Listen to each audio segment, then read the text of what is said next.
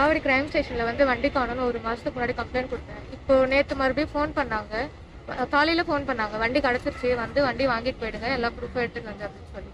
நான் ஸ்டேஷனுக்கு வந்துட்டேன். 2 மணிக்கு வர சொன்னாங்க, நான் 1 மணிக்கே வந்துட்டேன். நீ கொஞ்சம் வெயிட் பண்ணுமா, நான் சாப்பிட்றதுக்கு வந்திருக்கேன் அப்படின்னு சொன்னதுனால நான் வெயிட் பண்ணிட்டு இருந்தேன். அங்கே வந்தார், அவர் எங்கே இருக்குன்னு கேட்டுட்டு வந்ததுக்கப்புறம், இல்லை இந்த மாதிரி செலவாகும், இவ்வளோ தூரம் வண்டி உனக்காக தான் கஷ்டப்பட்டு தேடி கண்டுபிடிச்சிருக்கோம், ஒரு 15,000 ரூபாய் கேட்குறாங்க அப்படின்னாங்க. என்னால் அவ்வளோலாம் முடியாது சார் அப்படின்னு சொன்னதுக்கு பேசி 5,000 ரூபா கொண்டு வந்துட்டாங்க.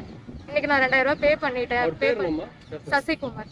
நான் இன்னைக்கு 2,000 ரூபா பே பண்ணிடுறேன், நாளைக்கு வந்து 3,000 அந்த மாதிரி கொடுத்துட்றேன் சார் அப்படின்னதுக்கு, இங்கே வேண்டாம் ஒரு இடத்துல போய் வாங்கிக்கிறேன்னு சொல்லிட்டு ஒரு இடத்துக்கு கூட்டிகிட்டு போனார். அங்கே 2,000 ரூபா கொடுத்துட்டேன். அதுக்கப்புறம் சரிங்க சார் நான் வண்டி வாங்கிக்கிறேன்னு சொல்லும்போது, ஒரு நிமிஷம் நில்லு, நான் உங்ககிட்ட கொஞ்சம் பேசணும், எதனா சொன்னால் தப்பாக நினச்சிக்க மாட்டேன். இல்லை சார் பரவாயில்ல, இவ்வளோ ஹெல்ப் பண்ணியிருக்கீங்க, சொல்லுங்கள் சார் எனக்கு. இந்த மாதிரி உன்னை நான் அன்றைக்கி பார்த்தப்பவே உன் மேலே எனக்கு ஆசை வந்துடுச்சு, ஆசையாக இருக்குது, நான் எனக்கு கால் பண்ணுறியா எப்படி சொல்லு அப்படின்னாரு. சார் நான் கால் பண்ணுறேன் சார், வண்டி நீங்கள் தேடி கண்டுபிடிச்சிருக்கீங்க, அதுக்காக தான் வந்திருக்கேன், நான் ஸ்டேஷன் வாங்க போய் பேசிக்கலான்ட்டு ஸ்டேஷன் கூப்பிட்டு வந்துட்டேன். கம்ப்ளைண்ட் அது நான் ஓகே எல்லாம் முடிஞ்சிருச்சுன்னு எழுதிட்டு இருக்கும் போதெல்லாம் நீ என்ன இன்னும் எனக்கு பதில் சொல்லலைன்னு கேட்டுகிட்டே இருந்தார்.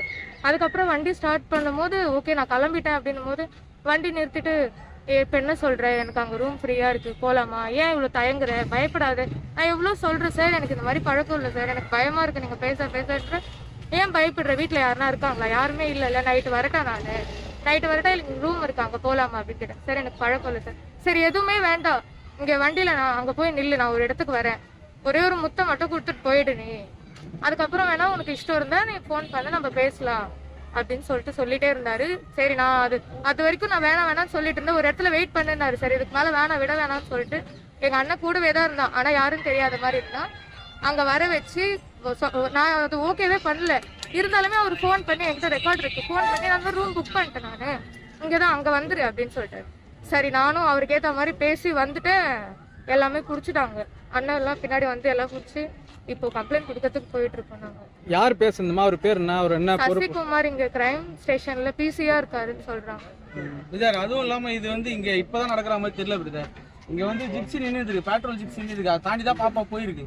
ஆனா எந்த ஒரு காவல்துறையுமோ அவர் கூப்பிட்டு வரன்ற பிசி ஒரு அச்சன்றதே இல்லை, அதை கிராஸ் பண்ணி தான் போயிருக்காரு.